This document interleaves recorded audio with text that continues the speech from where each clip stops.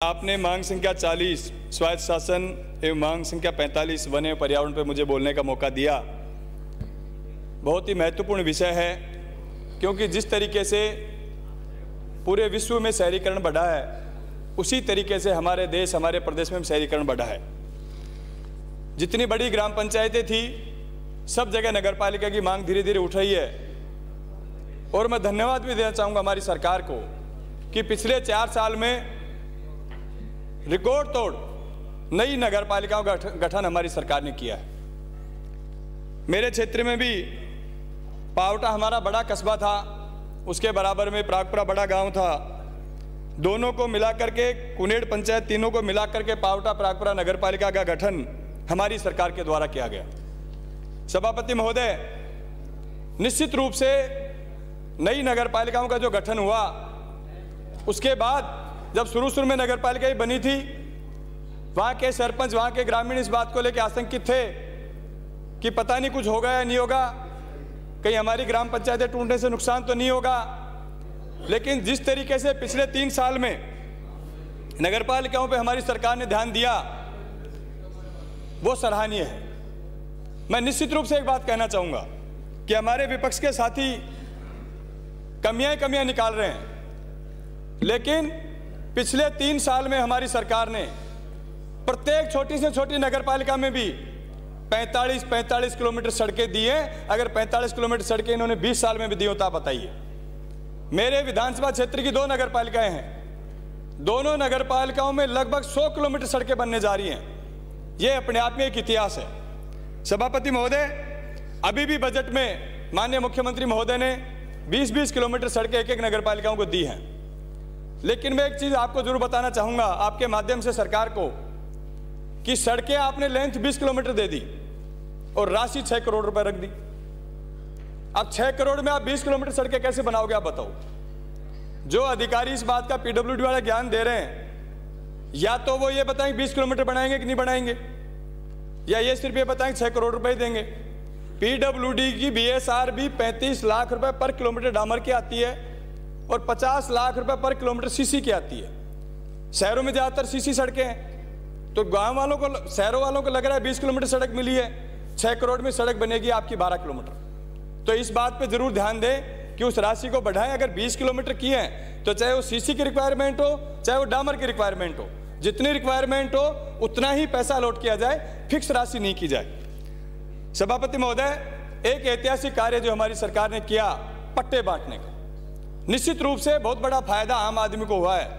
मैं मेरे पावटा प्रागपुरा कस्बे की अगर बात करूं, कम से कम 1500 पट्टे दिए हैं। नई नगर पालिका बनने के बाद 1500 पट्टे दिए हैं। आप निश्चित रूप से देखिए, पावटा के बैंकों में लाइन लगी पड़ी है लोन लेने वालों को। करोड़ों रुपए लोन मिला है लोगों को, जो छोटे रोजगार करने वाले थे, दुकानदार थे, आम आदमी था, मध्यम वर्ग का आदमी था, अपना पट्टा लेकर के, पट्टे के ऊपर लोन लेके अपना व्यापार कर रहा है। एक बहुत बड़ा फायदा आम आदमी को मिला है। और पट्टे में जिस तरीके से छूट दी गई, वो भी एक सराहनीय है।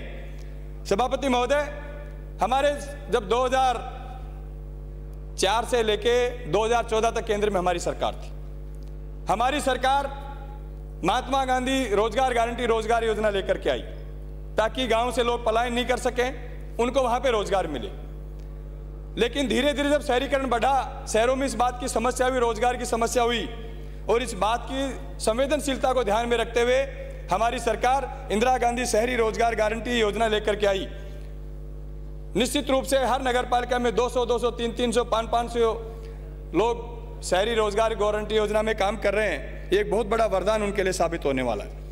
सभापति महोदय, मैं धन्यवाद भी देना चाहूंगा मुख्यमंत्री महोदय को कि अभी इसी बजट में आदरणीय सचिन पायलट साहब ने एक मांग की कि एमबीसी वर्ग को प्रतापनगर और मानसरोवर में 2 हॉस्टल दिए जाएं। उस हॉस्टल की मांग पूरी भी कर दी। मैं मांग करना चाहूंगा मंत्री महोदय से कि जल्दी से जल्दी मानसरोवर और प्रतापनगर में दोनों हॉस्टल के लिए भूमि का आवंटन करें, ताकि बजट घोषणा की क्रियान्विति जल्दी से जल्दी हो सके।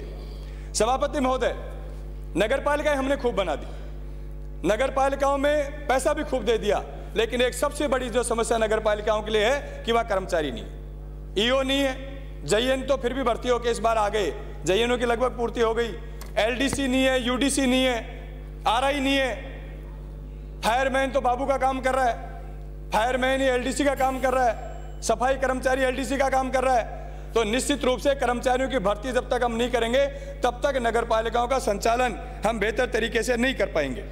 सभापति महोदय, मैं वन एवं पर्यावरण की बात करना चाह रहा हूं कि गांव में जो मेरे क्षेत्र में कई ग्राम पंचायतें ऐसी हैं, हमारे वहाँ वन क्षेत्र ज़्यादा है विराटनगर, कई ग्राम पंचायतें ऐसी हैं जहाँ पे नरेगा में काम करने के लिए जगह नहीं है, तो फॉरेस्ट विभाग उन्हें अनुमति नहीं दे पा रहा।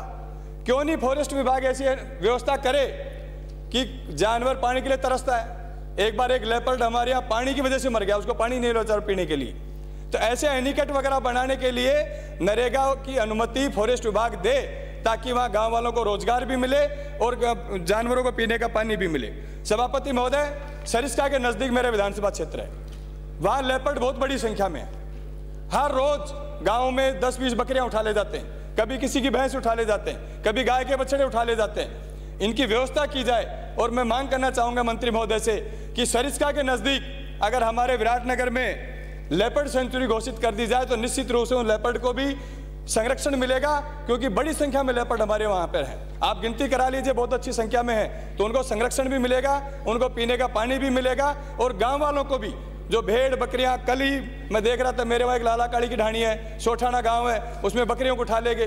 बेचारे गरीब लोग हैं, 10-10, 20-20 बकरियां हैं, 2-2, 5-5 बकरियां रोज उठा ले जाते हैं। एक महीने में लगभग 20 बकरियां उठा ले गए गाँव से, तो उनको भी संरक्षण मिलेगा और उनको मुआवजा भी दिया जाए। सभापति महोदय, ऐसी व्यवस्था क्यों नहीं करें कि जिस काश्तकार की, जिस किसान की, जिस गरीब की बकरियां, भेड़ बकरियां, भैंस, इवन गाय के बछड़े, उनको भी लेपर्ड उठा ले जाते हैं, उनको खा जाते हैं, उनके ऊपर उचित मुआवजा हमारी सरकार देने का काम करे, ताकि उन गरीबों को राहत मिले। आपने मुझे बोलने का मौका दिया, धन्यवाद। श्रीमती अनीता